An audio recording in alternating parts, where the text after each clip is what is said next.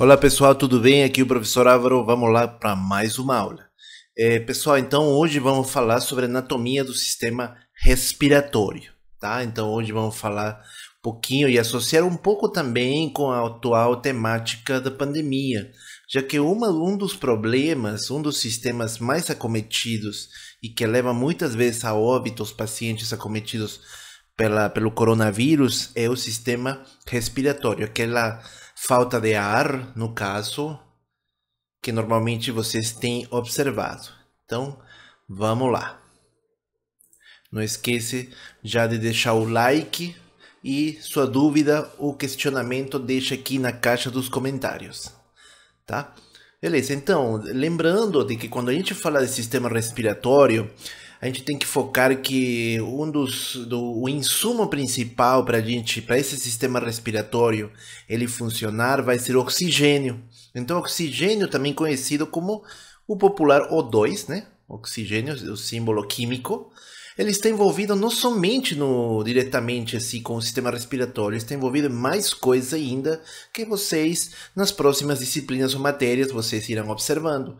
Então, quando a gente fala de que o oxigênio ele está envolvido, podemos falar com quem? Com o metabolismo celular, que nós vamos falar o processo de respiração a nível celular, ele também com a eliminação do CO2, o dióxido de carbono, com o processo principal que a gente associa bastante com a anatomia do sistema respiratório, a hematose, e a combinação desse oxigênio com uma proteína conhecida que é a hemoglobina. Só para lembrar que a gente faz uso desse oxigênio 17 vezes por minuto, que é a quantidade de vezes que nós respiramos e que nós colocamos nos nossos pulmões.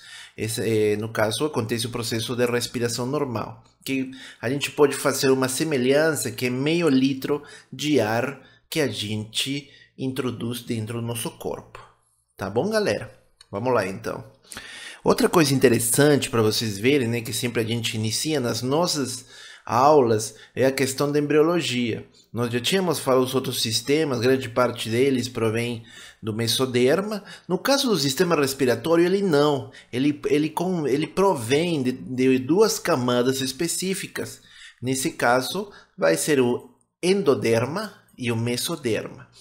Por causa de que o sistema respiratório, ele possui, né, tem uma classificação, no caso de vias aéreas superiores e vias aéreas, no caso, sistema respiratório superior e sistema respiratório inferior, no caso, né? Então, são várias estruturas envolvidas, desde o momento que entra o ar pelo nosso nariz até chegar até o alvéolo pulmonar. Então, muitas estruturas, em cada uma delas, não provém unicamente de uma camada germinativa. Então, quando a gente fala endoderma, nós podemos verificar que ele vai estar envolvido com o quê? Formação do epitélio, das glândulas traqueobrônquicas, no caso dos órgãos respiratórios inferiores. Se a gente fala do mesoderma, é o tecido conjuntivo que está envolvido nas duas partes, cartilagens na parte inferior, musculatura lisa também que está envolvida. Tá? Então são essas duas camadas germinativas nas quais o sistema respiratório provém. Aí nós nos questionamos qual que é a importância do sistema respiratório referente a outras coisas. Então a gente fala, quanto tempo a gente vai viver sem alimento? E sem água? E sem ar? Você já sabe? Pensa aí um pouquinho quanto tempo se vive. Normalmente você vai perceber que sem ar a gente vive menos tempo do que sem água ou do que sem alimento. Então, quando diminui a quantidade de oxigênio, não tem mais processo de respiração celular, no caso, isso leva a uma diminuição do oxigênio no organismo, que é denominado de hipóxia. E isso é por ficar sem ar na média de 3 a 4 minutos. Isso obviamente vai levar a uma perda da consciência. Obviamente o corpo desmaia.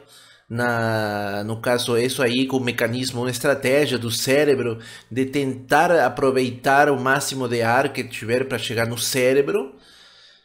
E caso não acontecer isso, ele provém outro termo denominado anóxia, que é falta de ar, tá? No, sem ar, anóxia. E isso se dá 5 a 8 minutos sem ar, ou seja, mais tempo ainda.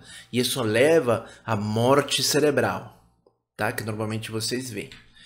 Quais são as funções desse sistema respiratório? Tem várias. Normalmente a gente só pensa, né, na respiração para a gente ficar nas trocas gasosas, mas ela tem mais coisa envolvida.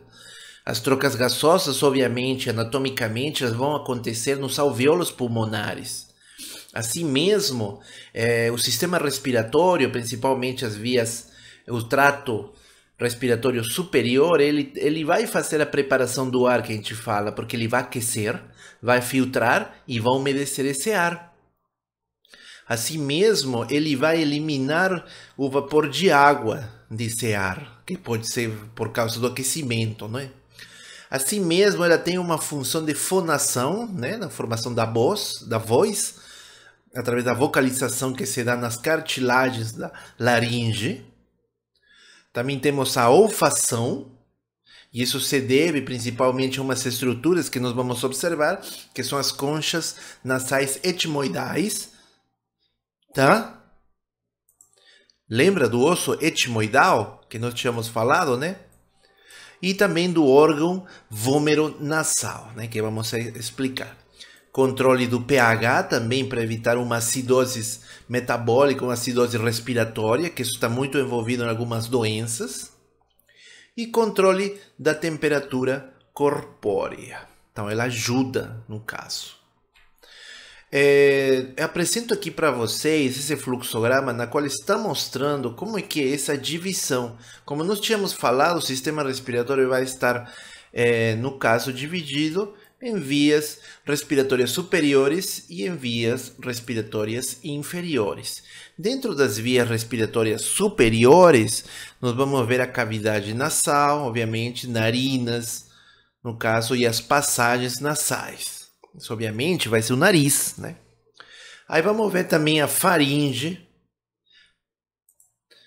a laringe, né? No caso, cartilagem da laringe, e a traqueia. Obviamente, elas conformam as vias respiratórias superiores.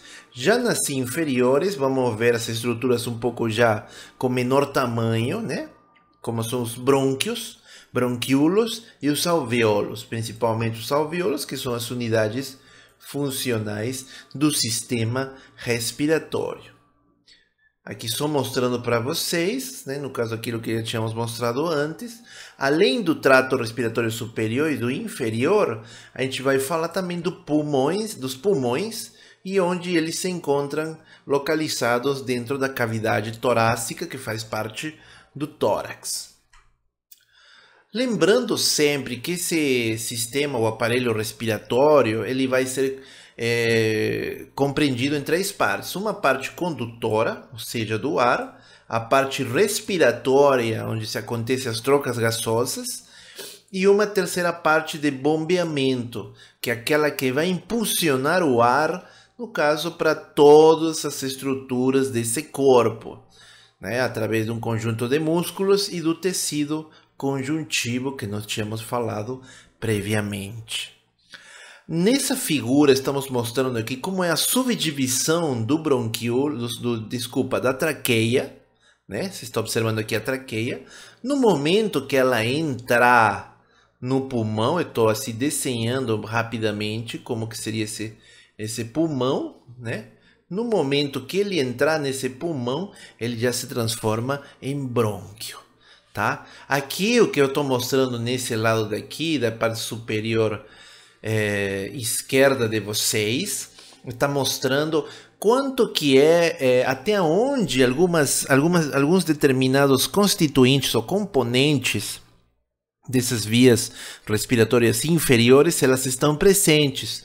Por exemplo, você pode observar aqui, estou marcando, o epitélio.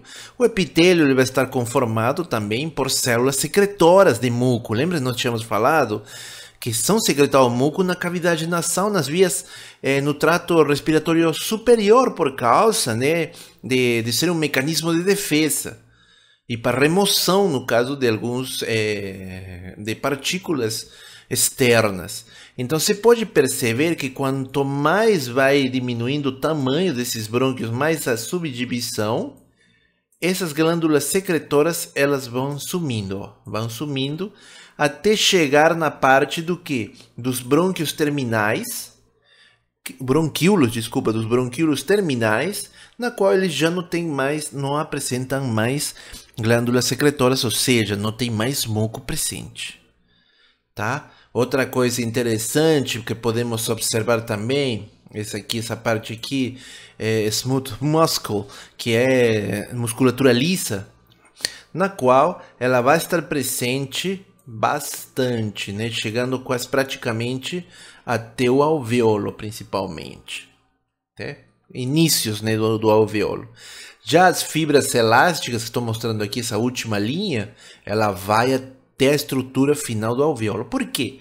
Principalmente as fibras elásticas, porque no caso, o tecido respiratório é uma estrutura, no caso, não densa, ela não é compacta, então ela se expande.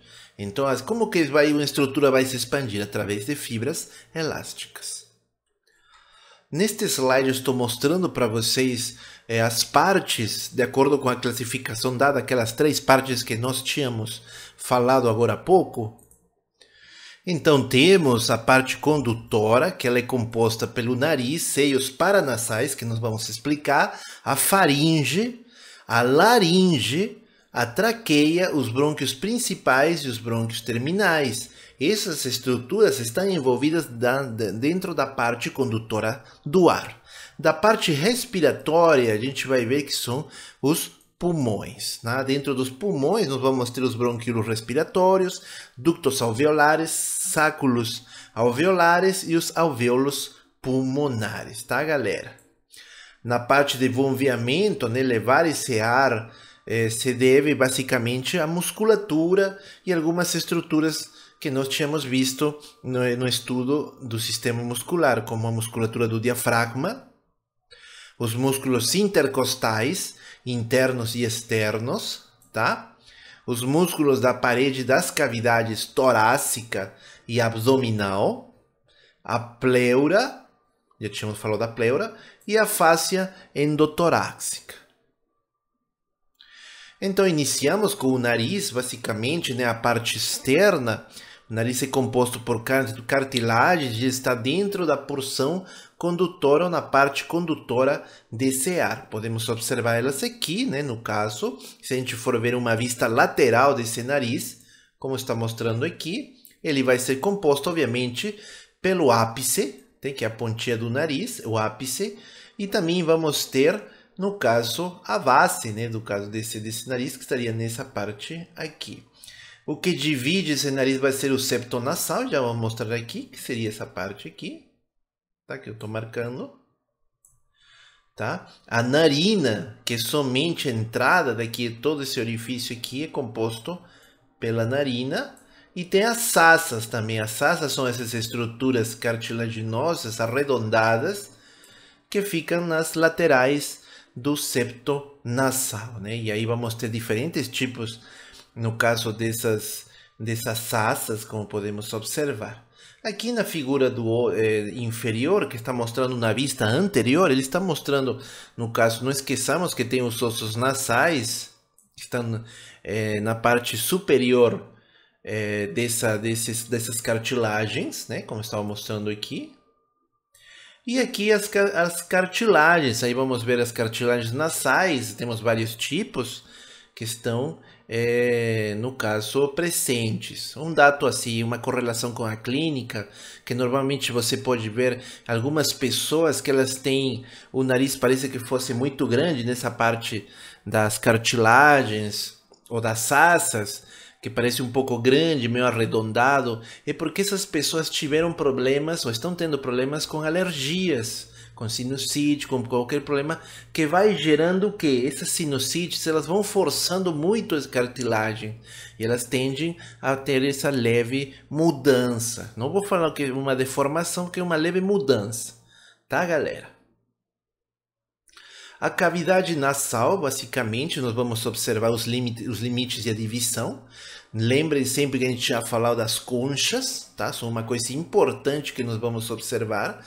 E os meatos nasais. As conchas, principalmente, como estamos mostrando aqui, pelos números 1, 2 e 3, vamos ter as conchas, no caso superior, que estou mostrando aqui, número 1, as conchas média e a concha inferior. Essas estruturas, essas passagens, na verdade são estruturas, elas ajudam tanto na filtração, no aquecimento desse ar, tá?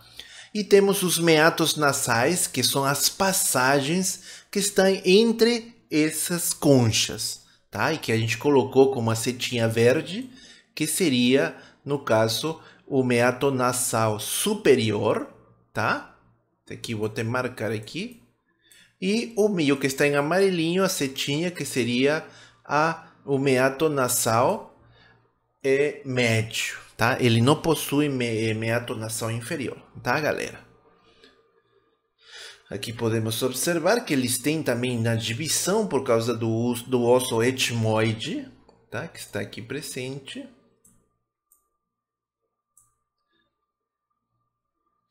E no qual tem a parte crivosa, né? Que tem onde entram, nos casos, os nervos olfatórios, que vamos falar mais para frente, tá? Os ramos, na verdade. Temos também os seios paranasais, tá? Os seios paranasais, eles são cavidades na qual tem preenchimento de ar, muitas vezes.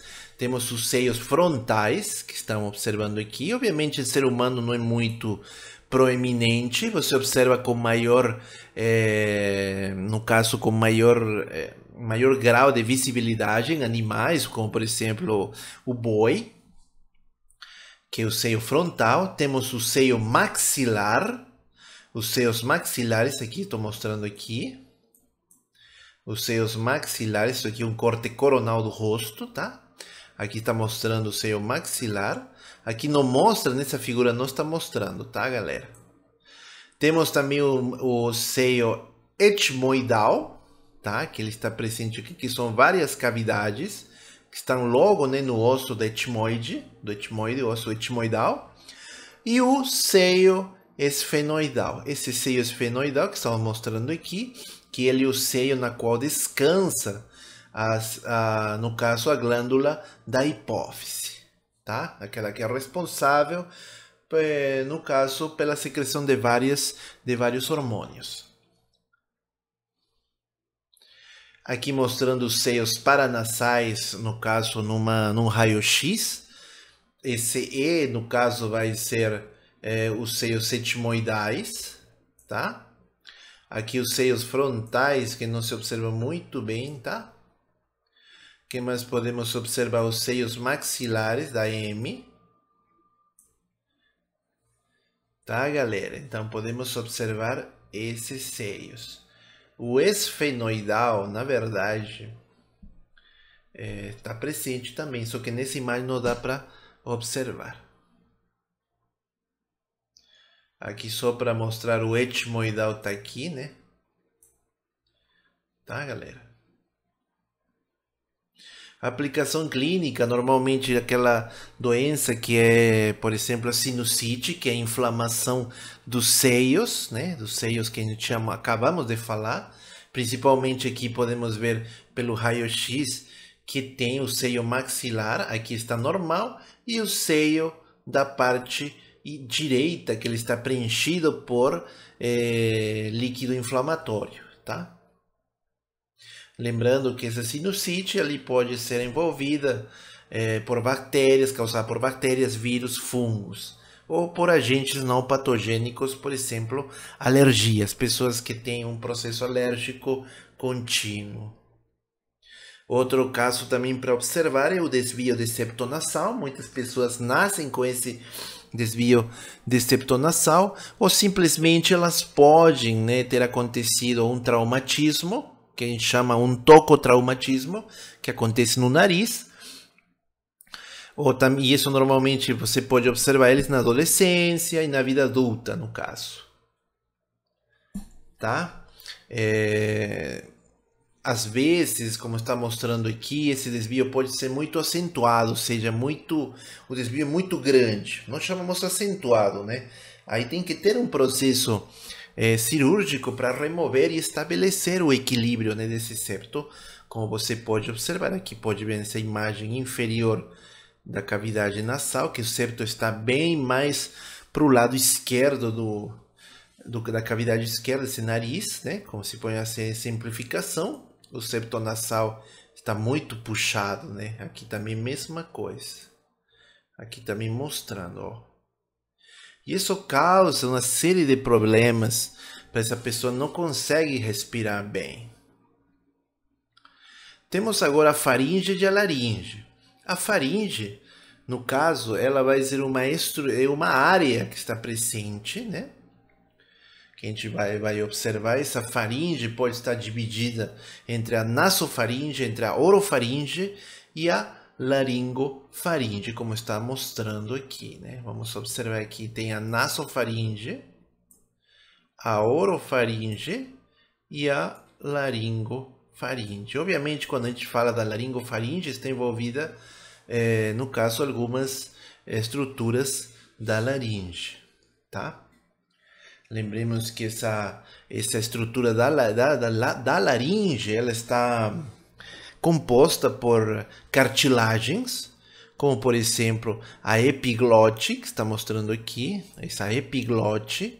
Depois temos a cartilagem tireoide, que é a qual sobre ela tem a glândula tireoide, a cartilagem da cricoide, né, no caso, importantíssima, e a cartilagem aritenoide, tá? Então, lembrando, as cartilagens, no caso, temos a tireoide, a cricoide, a aritenoide e a epiglote, tá, galera? Então, aqui podemos observar elas, né, no caso aqui dentro da cavidade, que nós tínhamos falado. Aqui nessa parte, deixa eu até mudar aqui para marca texto. Então aqui é o que... Ué, não tá pinta. Deixa eu mudar para outra cor, né?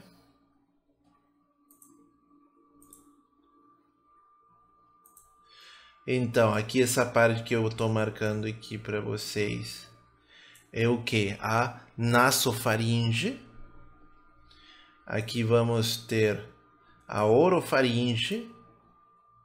E aqui a laringofaringe, que são as três regiões presentes. Outra coisa interessante também anatomicamente dessas vias respiratórias vai ser a presença do ósseo faríngico da tuba auditiva, que é uma passagem que se dá entre a nasofaringe, a região da nasofaringe, na qual vai ter uma cavidade, uma abertura, uma passagem que leva para onde? Que vai levar para a orelha média, ou seja, para a cavidade timpânica, para a tuba auditiva, tá? Então, esse ósseo, essa entrada, ósseo é uma entrada, temos o ósseo faríngico da tuba auditiva, e quando chegar na orelha média, ela vai ser ósseo timpânico da tuba auditiva. Beleza, pessoal? Aqui o que eu estava mostrando para vocês, esse daqui é uma entradinha, que ela comunica diretamente com a tuba auditiva, na qual vai ser chamada de ósseo faríngico da tuba auditiva. Beleza, galera? Outra estrutura vai ser a traqueia. Essa traqueia que a gente está falando é uma estrutura cartilaginosa composta por cartilagens semicirculares. Necessário que eles estão juntos através de uma musculatura. Tá? Então essa traqueia, anatomicamente falando, ela desce anteriormente ao esôfago, então ela está antes do esôfago e entra no mediastino superior. Nós já tínhamos falado do mediastino, né? Que é o mediastino? Aí ela vai se inclinar um pouco para a direita do plano mediano, e temos que a face posterior da traqueia é plana, no local onde está em contato com o esôfago, tá? Então só para mostrar aqui para vocês, aqui ela é plana, porque tem uma camada de musculatura presente. A traqueia termina no nível do ângulo do externo, tá? Então, normalmente, no ângulo do externo, né? O osso do externo que está anterior, obviamente, à traqueia. E ela vai se dividir nos brônquios principais, direito e esquerdo, né? O que estava falando para vocês. Os brônquios principais, direito e esquerdo. A traqueia termina acima do nível do coração e não é um componente do mediastino posterior. Outro processo que é muito utilizado é a traqueostomia e a cricotireotomia. Obviamente, a traqueostomia é a incisão que vai se dar na traqueia, tá? Para isso tem que ter cuidado, né? Porque dentro dessa traqueia ele tem um arco venoso jugular, né? Então tem que ter bastante cuidado, tá? Ou também pode ser, isso aqui obviamente estava falando da traqueostomia, ou se não, a cricotireotomia, né? Que ela acontece na cartilagem da cricotireoide, né? Que é a cricoide, na cartilagem da cricoide, tá? Os brônquios, obviamente, nós vamos encontrar eles em principais, lobares e segmentares. Sabendo que os brônquios principais também são chamados de primários, e eles vão se dividir em brônquios lobares secundários, tá? Então, o brônquio principal se divide em brônquio lobar, tá? E os brônquios lobares, eles se dividem em vários brônquios segmentares. Então, você entendeu? É o brônquio principal, que vai se dividir em quê? Em brônquio lobar, tá? E esse brônquio lobar vai se dividir em brônquio segmentar. Beleza? Então, pessoal, vamos lá. Assim mesmo, né, como podemos mostrar, temos o que a gente estava falando, né? Os brônquios principais, né? Que é toda essa parte aqui. Ó, Drago. Nossa, esse negócio que são brônquios principais. Depois, você até aqui, né? Nossa, tá tendo problema com esse. Enfim, depois se inicia os brônquios lobares, tá? Você pode observar. E depois ele vai se transformar nos brônquios segmentares, né? Então tem o principal, o lobar, e depois está faltando aqui o segmentar, que é os raminhos, tá? Que aqui está mostrando aqui, ó. O brônquio segmentar, o brônquio principal e o brônquio lobar, tá, galera? Não sei se deu para entender. Aqui o que só para mostrar para vocês aquilo, né? O pé do principal, tá? Observa como até onde que ele vai, tá? Temos os lobares, tá? Observa como que eles são definidos. E depois o restinho que está com esse são os segmentares, ó. Os segmentares são as últimas ramificações que vão levar, obviamente, até os alvéolos pulmonares, porque depois já começam os bronquíolos. Os pulmões e pleura. Os pulmões, obviamente, são órgãos vitais da respiração. Uma das funções principais vai ser oxigenar o sangue, colocando o ar inspirado bem próximo do sangue venoso, que tem CO2, nos capilares pulmonares. Isso nós vamos discutir em sistema circulatório, que é a próxima aula. Devemos lembrar algumas características anatômicas dos pulmões, que eles, se a gente vai falar saudavelmente deles, eles são macios, leves e esponjosos, né? São expansíveis, são esponjas. Agora, se tiver algum problema, muda essas características. Por exemplo, né? Imaginemos um cadáver que não tem mais vida, eles se tornam duros, alteram a cor, tá? Então eles não são mais esponjosos. Eles também, assim, saudáveis, são elásticos, né? Como nós tínhamos falado, já que eles se expandem. E eles chegam a contrair-se ou retrair-se a aproximadamente 1/3 do tamanho original quando a cavidade torácica é aberta. Os pulmões são separados um do outro por uma estrutura chamada mediastino. Lembra que tínhamos falado do mediastino? É uma área, é um espaço aqui que está ocupado, obviamente, pelo coração e por outras estruturas, e que divide os pulmões esquerdo do direito. Beleza, galera? Aí, obviamente, aí vai ter as pleuras, que são tecidos serosos, né, altamente firmes, que ajudam, no caso, na manutenção desses pulmões nas suas estruturas, né, para elas se protejam no caso de algum impacto, já que elas são como são mecanismos de segurança. Aí vamos ter também os lobos e fissuras, tá? Os lobos e fissuras, ele vai estar, de acordo, vocês sabem, né, que tem os lobos diferenciados. O pulmão direito, ele tem 3 lobos, que é o lobo superior, como está mostrando aqui a figura, lobo superior, médio e inferior, tá? Eles são divididos por fissuras, que a gente chama de fissuras oblíquas ou fissuras horizontais. E o pulmão esquerdo, tá? Que o pulmão esquerdo é dividido em 2 lobos. Tem o lobo superior e inferior, não tem lobo médio, tá? E ele é por causa do coração. Isso aqui é na vista anterior. Na vista lateral, nós podemos observar também, né, basicamente a mesma coisa referente aos lobos. Aqui também podemos observar o hilo pulmonar, né? O hilo pulmonar, que é uma área na qual você vai encontrar o quê? Os vasos, os nervos, artérias e veias presentes, tá?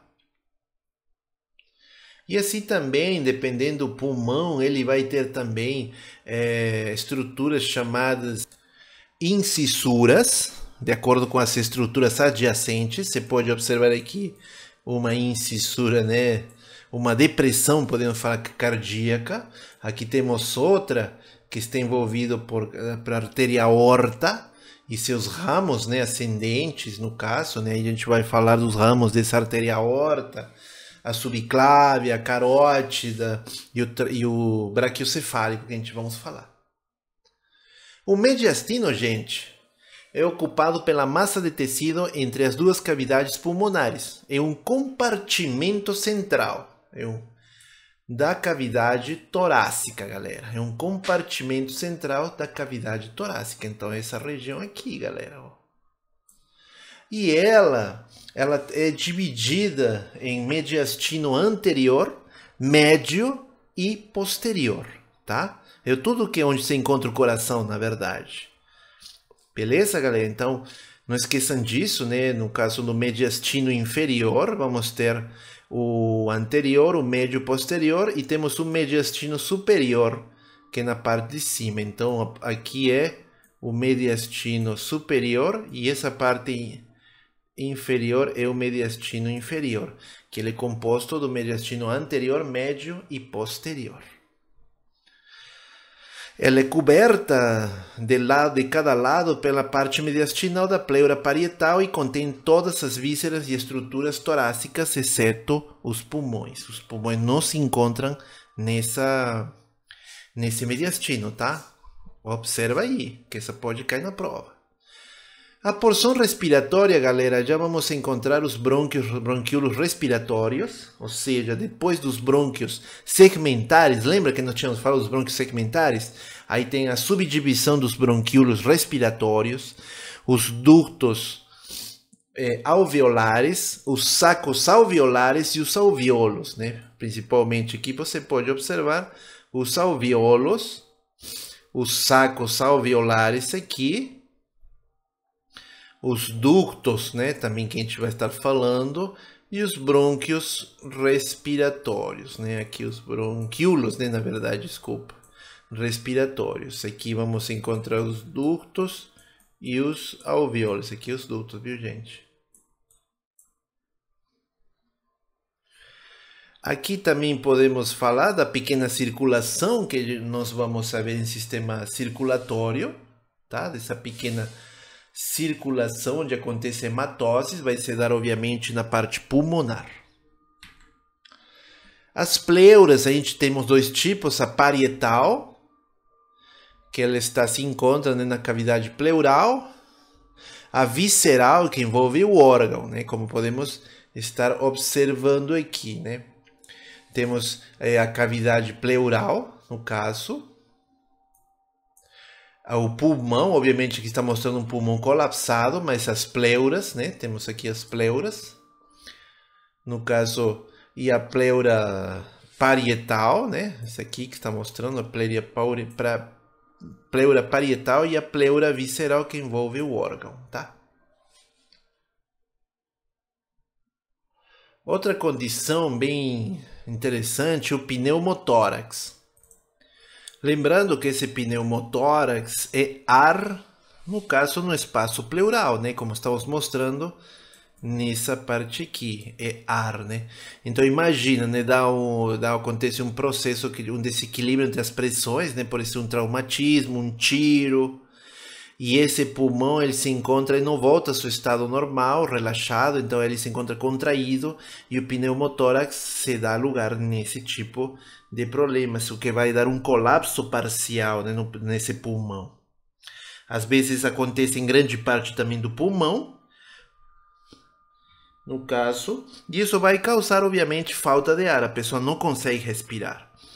Podemos ter pneumotórax, como falei, causados por traumatismos, podemos ter espontâneos, tá? Que podem acontecer sem nenhuma causa, em alguns tipos de pessoas, que muitas vezes nem doença pulmonar elas têm, no caso. Aí a gente pode, no caso, identificar esses pneumotórax através de algumas sintomatologias, por exemplo, dor intensa, ao momento de respirar, ou seja, vai respirando e dói, sensação de falta de ar, né, principal, dificuldade para respirar, a pele toma uma cor cianótica, né, uma pele azulada, principalmente nos lábios e nos dedos, o aumento, uma taquicardia e tosse constante, tá, galera?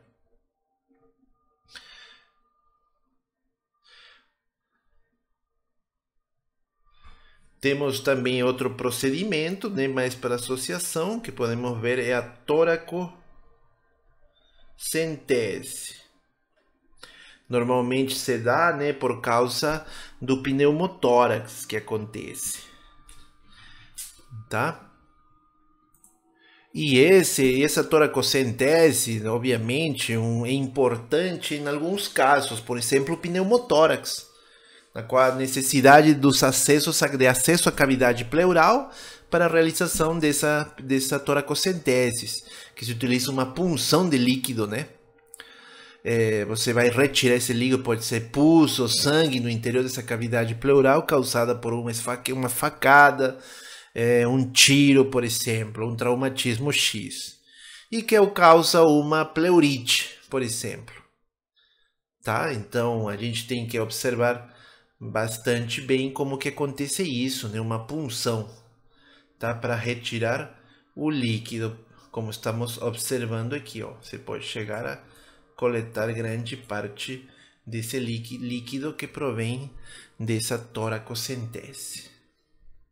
Obviamente um paciente que não consegue respirar, então ele vai precisar de ventilação mecânica, por exemplo.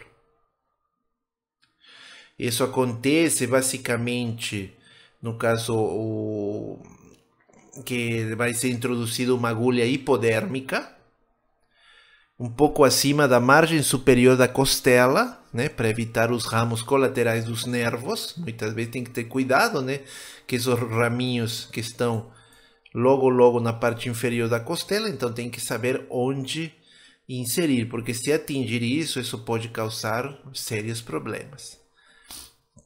Tá, galera? Essa inserção do tubo torácico, né, como tínhamos observado, depois que insere essa agulha, né, aqui, né, observando sempre, né, a região, tá? Obviamente, você vai entrar no espaço interpleural, viu, galera? Você não vai para mais do que isso. Como que acontece essa recepção nervosa, envolvendo um pouco a parte nervosa no caso do processo respiratório? Então, vai se dar através das células olfatórias que estão presentes na mucosa da cavidade nasal, nas quais tem ramos do nervo olfatório, que é o encarregado de recolher esses estímulos, né, o que cheira, né? E eles vão atravessar a lâmina cribiforme do osso etimoide e levar essa informação para o bulbo olfatório, que o nervo craniano se encontra no encéfalo. E o pulmão, temos os alvéolos pulmonares, que são formados por células que possuem uma fina lâmina basal. Essas estruturas são responsáveis pela troca gasosa, como nós tínhamos falado, e elas têm uma intensa rede de capilares. Como podemos saber, a parte histológica, que vocês vão ver em histologia, estão vendo, tá? Só para mostrar como ela acontece. Essa constituição alveolar se dá por pneumócitos do tipo 1, que é a mais grande parte, 90% da superfície alveolar. Eles são achatados, no caso, como está mostrando aqui, achatados, tá? E extensos, né? E temos os pneumócitos tipo 2, que são menos numerosos e apresentam corpos lamelares, tá? Então, aqui os pneumócitos tipo 2, que secretam o líquido surfatante, que é um líquido que reduz de forma significativa a tensão superficial dentro do alvéolo pulmonar. E isso porque é importante, porque ele evita o colapso durante a expiração. Então, nós respiramos e no momento que estamos expirando, a tensão superficial cai. Então, para isso é secretado esse líquido surfatante, para diminuir esse colapso durante a expiração, tá, galera? Bom, aqui a fisiologia, né, no caso que nós tínhamos falado, do aparelho respiratório, se dá, no caso, na hematose, a fonação e a olfação, tá, galera? E, obviamente, no equilíbrio ácido-base e da temperatura. Quando a gente estava falando do controle do pH, a gente estava falando desse equilíbrio ácido-base que acontece. Processo de hematose, a troca gasosa, né, entre oxigênio e dióxido de carbono. Então, galera, deixo para vocês, no caso, essa mensagem. Aqui a bibliografia na qual baseamos para fazer essa aula. Fiquem com Deus, tá? Abraço.